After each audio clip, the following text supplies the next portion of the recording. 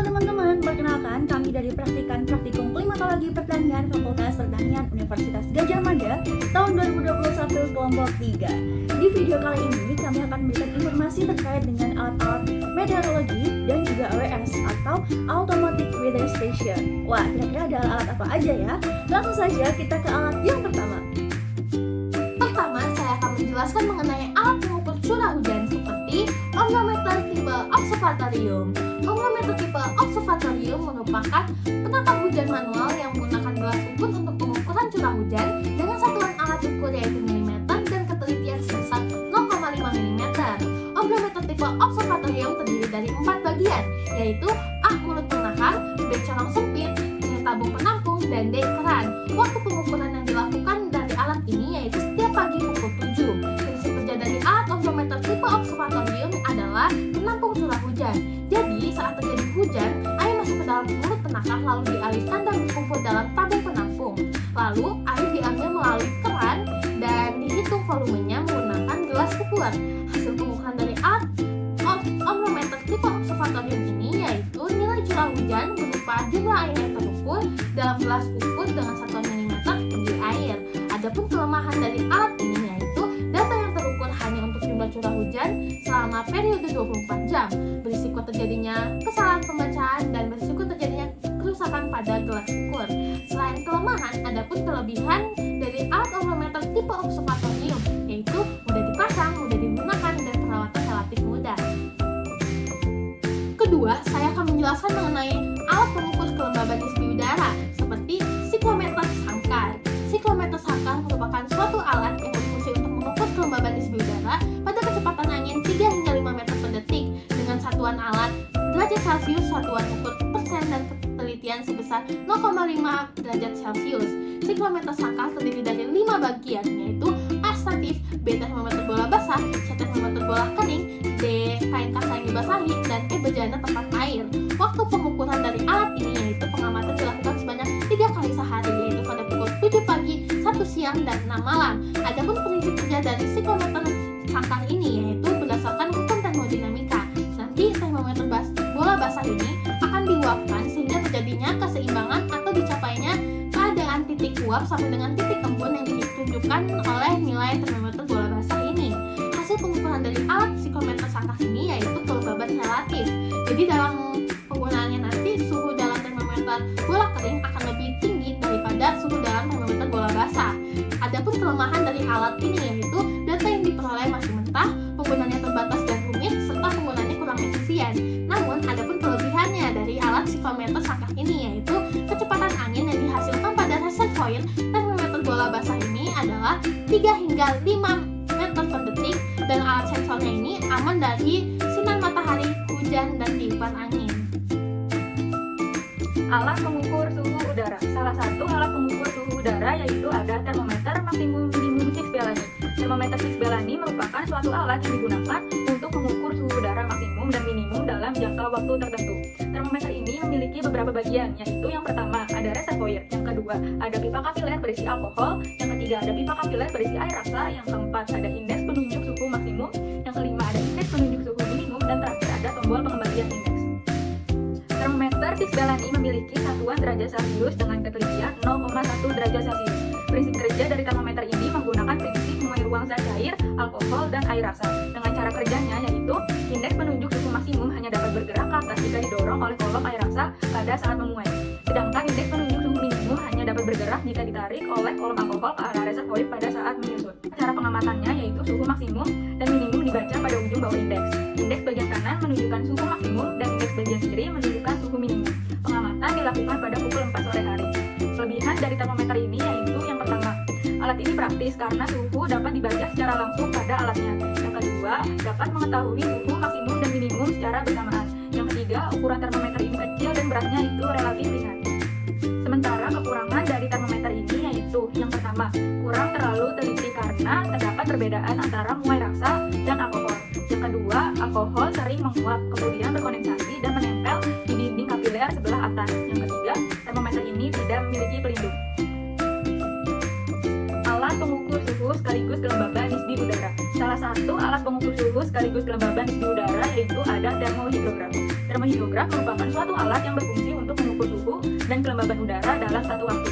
Alat ini memiliki beberapa bagian, yaitu yang pertama ada lempeng logam atau bimetal, yang kedua ada rambut, yang ketiga ada sistem tuas hidrograf, yang keempat ada sistem tuas termograf, yang kelima ada pena, dan terakhir ada silinder kertas grafik.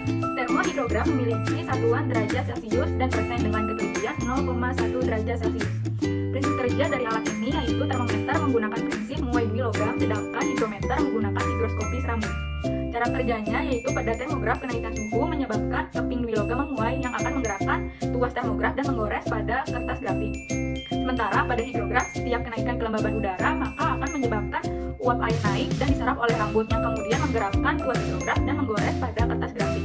Cara pengamatan termohidrograf yaitu yang pertama, kertas grafik dipasang pada bagian silinder yang dapat berputar secara otomatis. Yang kedua, kertas grafik diganti seminggu sekali. Yang ketiga, suhu udara derajat Celcius dan kelembaban udara persen dapat dibaca secara langsung pada alat. Pengamatan biasanya dilakukan 2 atau 3 kali sehari, yakni pagi, siang, atau sore hari. Kelebihan dari alat ini yaitu yang pertama, alat ini praktis karena dapat mengukur dan mencatat suhu serta kelembaban udara secara otomatis. Yang kedua, pengukuran yang lebih mudah karena data yang diperoleh berupa data mata. Sementara kekurangan dari alat ini yaitu yang pertama, kertas grafik harus diganti secara berkala selama seminggu sekali. Yang kedua, sensor yang digunakan berupa rambut kuda yang harganya itu cukup mahal. Yang ketiga, sebelum digunakan alat ini perlu dikalibrasi. Yang keempat, data suhu serta kelembaban udara hanya dapat diperoleh pada hari itu saja. Selanjutnya yaitu termometer maksimum minimum permukaan air atau yang biasa juga disebut dengan termometer apung. Termometer ini merupakan bagian dari panci evaporasi kelas A yang terdiri dari termometer maksimum atau termometer air raksa dan termometer minimum atau termometer alkohol. Termometer ini berfungsi untuk mengukur suhu minimum dan maksimum air. Bagian-bagian dari alat ini yaitu A. Reservoir, B. Pipa kapiler berisi air raksa, C. Pipa kapiler berisi alkohol, D. Indeks petunjuk suhu maksimum, E. Indeks petunjuk suhu minimum, F. Pelindung reservoir, dan G. Pelampung. Satuan alat ini yaitu derajat Celcius dengan satuan ukur derajat Celcius dan ketelitian 0,5 derajat Celcius. Prinsip kerjanya yaitu berdasarkan menguai ruang zat cair. Cara pemasangan alat ini yaitu alat ini diletakkan pada permukaan air atau biasanya dalam panci evaporasi kelas A dengan kedudukan mendatar atau horizontal. Cara pengamatannya yaitu yang pertama, suhu maksimum dan minimum dibaca pada ujung bawah indeks. Yang kedua, indeks bagian kanan menunjukkan suhu maksimum dan indeks bagian kiri menunjukkan suhu minimum. Yang ketiga, waktu pengamatan dilakukan pada pukul 16.00 atau pada pukul 4 sore. Yang keempat, setelah pengamatan, tombol ditekan sedemikian rupa sehingga ujung bawah indeks berhimpit dengan permukaan kolom air raksa untuk pengamatan berikutnya. Kelebihan dari alat ini yaitu yang pertama, dapat membaca suhu maksimum dan minimum dalam satu alat saja. Dan yang kedua, termometer ini dipasang di dalam bingkai non-magnet dan didukung dengan 2 pelampung aluminium sehingga termometer dapat mengambang atau tidak akan tenggelam. Sedangkan kelemahan dari alat ini yaitu yang pertama, pengukuran hanya dapat dilakukan di sore hari yaitu pukul 4 sore, yang kedua hanya dapat mengukur suhu di permukaan air saja, dan yang ketiga alat ini kurang praktis. Termometer tanah tipe Simmons merupakan alat yang digunakan untuk mengukur suhu tanah. Alat ini digunakan untuk mengukur suhu tanah dengan jeluk sedalam 50 cm. Prinsip kerja yang digunakan alat ini yaitu sifat menguai zat cair. Cara pemasangannya dengan membuat lubang di tanah dengan jeluk tertentu menggunakan bor. Kemudian, bagian reservoir termometer dimasukkan ke dalam lubang kemudian ditimbun kembali dengan tanah bekas galian. Untuk cara pengamatannya yaitu dengan mengangkat termometer dari selubung bagian pelindung, kemudian suhu tanah dapat dibaca langsung pada skala yang ditunjuk. Pembacaan harus dilakukan dengan cepat. Termometer ini mempunyai satuan hitung berupa derajat Celcius dengan ketelitian hingga 0,5 derajat Celcius. Kelebihan dari termometer tanah tipe Simmons yaitu termometer terlindung oleh pipa pelindung. Selain itu, alat ini dapat digunakan untuk mengukur tanah sampai kedalaman 50 cm. Sedangkan kekurangannya yaitu pembacaan termometer harus dilakukan dengan cepat dan cermat setelah termometer dikeluarkan dari dalam tanah agar suhu tidak campur dengan suhu tanah di luar. Selain itu, alat ini bersifat portable, jadi membutuhkan alat lain dalam pengukurannya. Solarimeter tipe Jordan merupakan alat untuk mengukur lamanya penyinaran matahari per jam dengan satuan ukur persen dan tingkat ketelitian 0,5 jam. Alat ini memiliki 2 buah silinder setengah lingkaran dengan sudut 60 derajat yang berfungsi mirip seperti kamera, di mana masing-masing silinder setengah lingkaran akan menangkap setengah hari periode penyinaran matahari. Di kedua sisi datar silinder setengah lingkaran ini terdapat lubang sempit untuk masuknya sinar matahari yang dilengkapi dengan pelindung celah sempit tersebut. Selain itu, ada pula skrup yang berfungsi untuk mengatur kemiringan alat ini. Prinsip kerja solarimeter tipe Jordan yaitu dengan reaksi fotokemis dengan bantuan kertas pias. 2 buah kertas pias dipasang pada masing-masing silinder dan diganti setiap hari pada pukul 6 sore. Kalium ferrosianida atau bariamonium sitrat dengan kepekatan baku yang sebelumnya telah dioleskan pada kertas pias bereaksi dengan sinar matahari yang masuk melalui celah solarimeter. Kemudian, noda akan terbentuk ketika kertas pias dicuci atau dicelupkan ke aqueduct. Dari panjang noda yang terbentuk akan dapat diukur panjang penyinaran aktualnya. Solarimeter tipe Jordan memiliki kelebihan yaitu dapat langsung diketahui besarannya dan kemiringan alat bisa diatur sesuai dengan arah datangnya sinar matahari di tempat pengamatan. Sedangkan kelemahannya adalah harus teliti dalam menyiapkan kertas pias, pengamatan atau pencatatan data tidak boleh ditunda, penyimpanan alat harus rapat, dan kurang praktis. Aktinograf biologam merupakan alat yang digunakan untuk mengukur intensitas matahari atau jumlah radiasi matahari total. Alat tersebut bekerja berdasarkan prinsip perbedaan nilai antara lempeng logam hitam dengan lempeng logam putih. Lempeng logam putih bersifat memantulkan radiasi matahari yang jatuh ke permukaan, sedangkan lempeng logam hitam bersifat menerimanya. Sehingga perbedaan nilai ini akan menunjukkan besarnya intensitas matahari yang diserap oleh sensor. Satuan pengukuran intensitas penyinaran matahari yaitu kalori per cm persegi per hari. Cara pengukurannya dapat dilakukan dengan mengukur luasan yang terdapat dalam kertas grafik dan menggunakan bantuan alat yang disebut dengan planimeter. Kemudian dikonversi ke satuan radiasi dengan cara mengalihkan terhadap konstanta aktinograf. Nah, aktinograf ini sendiri memerlukan kalibrasi secara periodik setiap 6 bulan sekali. Ketelitian alat ini yaitu sekitar 10 sampai dengan 15%. Kelebihan alat ini yaitu datanya secara otomatis akan langsung tercatat pada kertas grafik. Namun alat ini hanya mampu merekam radiasi gelombang pendek. Bagian-bagian alat itu sendiri yaitu A adalah lempeng logam warna putih, B lempeng logam warna hitam, C lembar tancap Pirex, D pena grafik, dan E adalah silinder kertas grafik. Saya akan membahas terkait cup anemometer yang merupakan alat mengukur kecepatan rata-rata angin. Bagian alat ini ada 3, yaitu cup atau mangkok berjumlah 3 buah yang berfungsi sebagai baling-baling dan sensor yang dihubungkan dengan penyangga ke generator pencatat data atau counter dan tiang. Nah, cup anemometer ini dipasang pada tiang dengan ketinggian 0,5, 2 atau 10 meter secara vertikal. Pemasangan yang dilakukan pada tempat terbuka dengan jarak dari penghalang sejauh 10 kali dari tinggi penghalang tersebut. Prinsip kerja alat ini ialah sistem mekanik roda gigi yang digerakkan dengan rotor yang berhubungan dengan mangkok angin. Apabila angin bertiup, maka rotor berputar pada arah tetap karena seluruh cup menghadap ke satu arah dan melingkar sesuai arah angin. Perputaran sumbu sistem cup ini dihubungkan secara mekanik dengan generator sinyal sebagai pencatatan sinyal. Jadi generator akan mencatat jumlah putaran cup per detiknya. Untuk pengamatannya, dilakukan pembacaan setiap hari pada pukul 7 pagi. Rata kecepatan angin dapat diperoleh dari besarnya selisih pembacaan hari kedua dengan hari ke-1 dan dibagi dengan waktu antara beda pengamatan tersebut. Jadi hasil pengukurannya itu diperoleh dari perbandingan antara jarak tempuh dengan waktu yang diperlukan. Satuan ukurannya ialah kilometer per jam.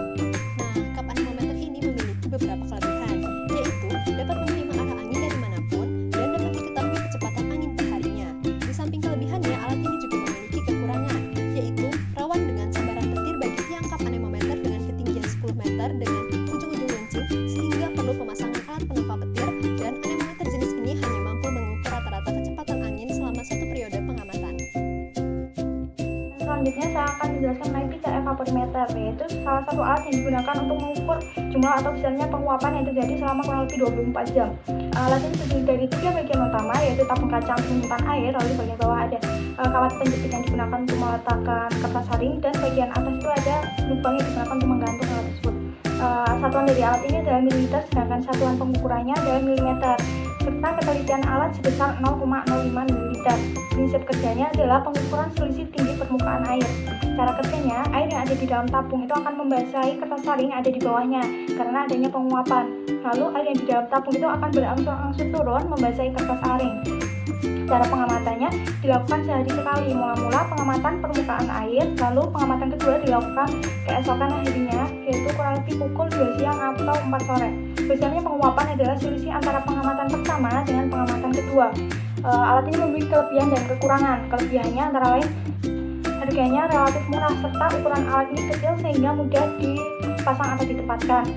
Namun memiliki kekurangan yaitu ukuran sensor yang relatif kecil menyebabkan representatif untuk mewakili permukaan alamiah, serta permukaan sensor ini mudah tertutup oleh debu atau kotoran lain, sehingga hilangnya sejumlah air yang diuapkan itu tidak lagi menggambarkan tinggi air dalam reservoir.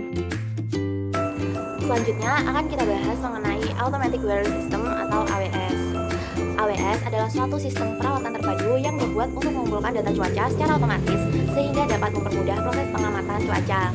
AWS digunakan untuk mengukur beberapa analisis iklim dengan menggunakan satu sistem peralatan. Fungsi dari AWS adalah untuk merekam dan memantau cuaca secara real time dan otomatis yang kemudian hasil pengamatan cuaca dari AWS dapat dilihat dalam bentuk grafik. AWS dipasang pada permukaan tanah terbuka yang bebas hambatan agar pengamatan cuaca yang dilakukan dengan AWS tidak terganggu naungan seperti pepohonan dan bangunan. Selanjutnya adalah bagian-bagian dari AWS yang terdiri atas sensor-sensor untuk mengamati analisis iklim yang disesuaikan dengan kebutuhan. Sensor-sensor tersebut diantaranya adalah sensor angin, sensor suhu, sensor kelembapan udara, sensor curah hujan, sensor radiasi matahari, dan sensor suhu tanah.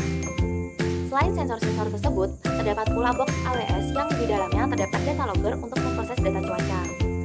Box AWS sendiri berisi beberapa komponen, diantaranya data logger yang digunakan untuk memproses data cuaca. Kemudian terdapat radio atau walkie-talkie yang berfungsi untuk menghubungkan AWS dengan laboratorium. Juga terdapat baterai yang berfungsi sebagai sumber energi cadangan dari AWS. Selain mendapat energi dari listrik, AWS juga mendapatkan sumber energi dari sel surya yang disimpan dalam baterai sebagai sumber energi cadangan. Dengan begitu, ketika listrik padam, AWS masih tetap dapat mengumpulkan data cuaca. Yang terakhir adalah prinsip kerja dari AWS, di mana pertama-tama data cuaca dikumpulkan secara otomatis melalui sensor-sensor analisis iklim yang terdapat pada AWS, yang kemudian diproses pada data logger yang terdapat pada box AWS. Kemudian, data yang diproses tersebut akan diteruskan ke laboratorium melalui radio yang terdapat pada box AWS dengan frekuensi yang sudah disesuaikan. Lalu, data yang telah diteruskan ke laboratorium tersebut akan diolah dengan menggunakan software AWS yang kemudian akan menjadi data cuaca. Oke teman-teman, itu tadi adalah pengenalan alat-alat meteorologi dan juga AWS dari kelompok 3. Terima kasih telah menonton dan sampai jumpa.